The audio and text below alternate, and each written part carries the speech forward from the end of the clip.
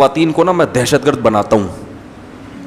مجھے جب فون کر کے اپنے شوہر کے بارے میں بتاتی نا ایسا کر رہا ہے, میں کہتا ہوں واقعی ایسا کر رہا ہے, جھوٹ تو نہیں بول رہی. کہی ہاں.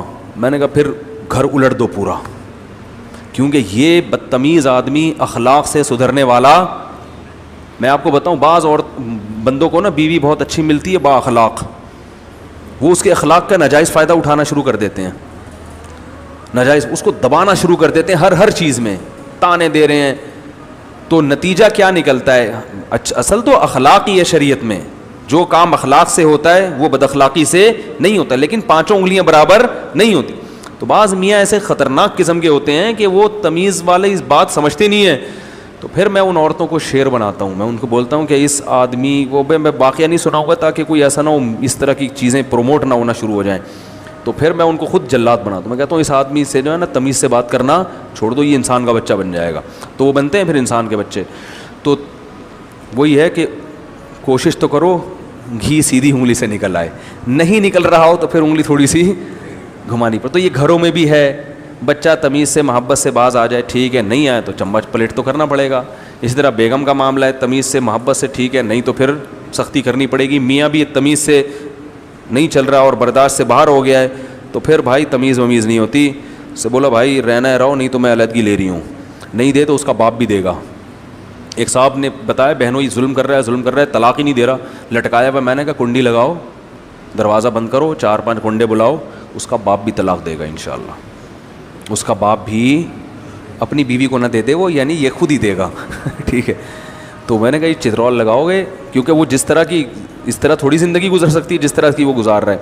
تو اخلاق بھی ہیں اسلام میں, اور زیادہ تو فوکس اخلاق ہی کو کیا گیا ہے, اور ہمارے ہاں یہ اخلاق شارٹ بھی ہو گئے ہیں.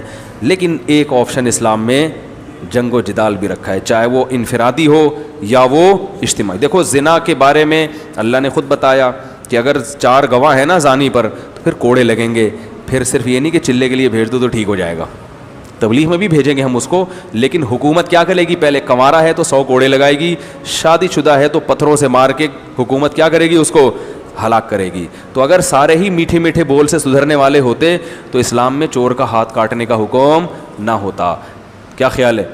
سارے اگر محبت کی چھری سے ہی سدھرنے والے ہوتے, سارے اگر اخلاق سے ہی سدھرنے والے ہوتے تو اسلام میں ڈاکو کو چوک پہ لٹکا کے قتل کرنے کا حکم نہ ہوتا. حکومت کو ہے یا آپ نہ لٹکانا شروع کر دیں. اگر سارے محبت سے سمجھنے والے ہوتے تو اسلام میں چور کا ہاتھ کاٹنے کا حکم نہ ہوتا. سارے محبت سے باندھنے والے ہوتے تو زانی کو 100 کوڑے یا سنسار کرنے کا حکم نہ ہوتا, تعزیر کے قوانین نہ ہوتے. تو اس لیے پتہ چلتا ہے کہ دونوں چیزیں معاشرے میں مارکیٹ میں کیا ہونی چاہیے؟ اویلیبل. اور آپ کی ذات میں بھی دونوں صفات ہونی چاہیے. آپ میں میٹھا پن بھی ہونا چاہیے اور کڑواہٹ بھی تھوڑی سی. میرے والد صاحب بڑی پیاری بات کہتے تھے کہ نہ اپنے آپ کو اتنا میٹھا بناؤ کہ لوگ نگل لیں, اور نہ اتنا کڑوا بناؤ کہ تھوکنا شروع کر دیں. بیلنس رکھنا ہے ہر چیز میں.